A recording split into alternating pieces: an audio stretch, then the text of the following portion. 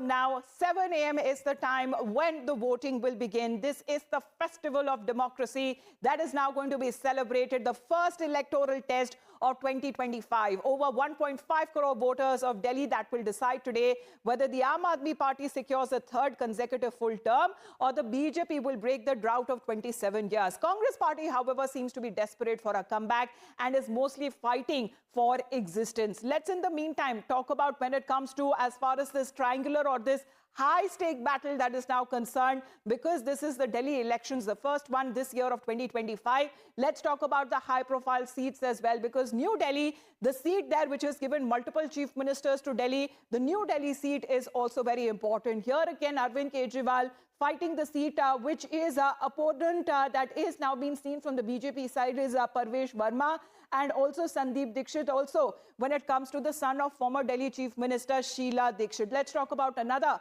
high-profile seat there. This is Kalkaji, where current Chief Minister Atishi, it's versus Ramesh Bidhuri of the BJP and also Alka, Lamba of the Congress Party. Another high-profile seat that we are now looking at is that the seat of Kalkaji. Let's talk about Jangpura here, because here when it comes to the seat, leaving the previous seat of Patwadganj, here is Manish Sisodia, who is contesting from the hotly contested seat of Jangpura versus Tarvinder Singh Marwah of the BJP. He was previously in the Congress Party, however, has switched sides to the BJP this time. Let's talk about Patwadganj there now, because here this time it is Awadh Oja recently joining the party of the Aam Aadmi Party versus Ravinder Singh Negi of the BJP. This is also when it comes to the Aam Aadmi Party beating the well-known UPSC tutor Awadh Oja from the seat, and Patwadganj, that has been the traditional stronghold of Manish Sisodia. However, the BJP, they're beating Ravinder Singh Negi against Awadh Oja. Let's talk about the seat of Balimaram now, because here when it comes to the communities and their dynamics that now come into play. Here is Imran Hussain from the Aam Aadmi Party versus the senior veteran Congress leader who is Harun Yusuf.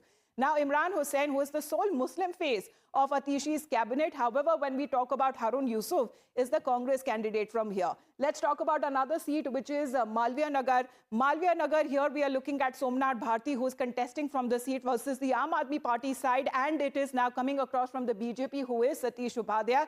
He's already been the three-time MLA of the Aam Aadmi Party. However, he recently lost the Lok Sabha elections. The BJP here fielding Satish Upadhyay from this seat. Let's, in the meantime, talk about the seat of Okhla as well, because here has been one of the most controversial seats as far as the candidate here is concerned. We talk about Amanatullah Khan of the Aam Aadmi Party here, who's been a two-time MLA from this seat and this constituency which has over 50% of Muslim population. And however, there are other VIPs as well when it comes to the constituencies of Delhi that also include when it comes to the seat of Rajendra Nagar, which is now being contested by Durgesh Pathak of the Aam Aadmi Party. We are looking at other seats like also of Shakur Basti, where Satyendra Jain of the Aam Aadmi Party is in the fray. Let's also talk about GK, which is Greater Kailash, one of the poshest area in Delhi. We are looking at Saurabh Bhardwaj, Aam Aadmi Party Mantri here, who is now contesting the seat from Greater Kailash.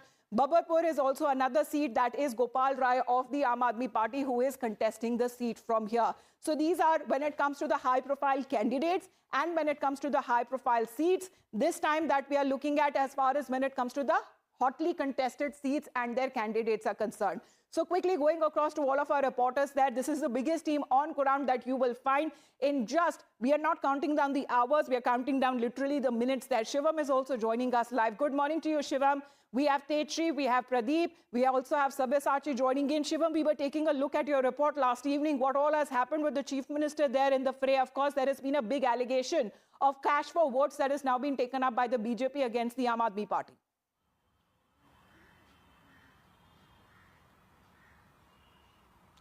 Good morning, Amita, and definitely, yeah.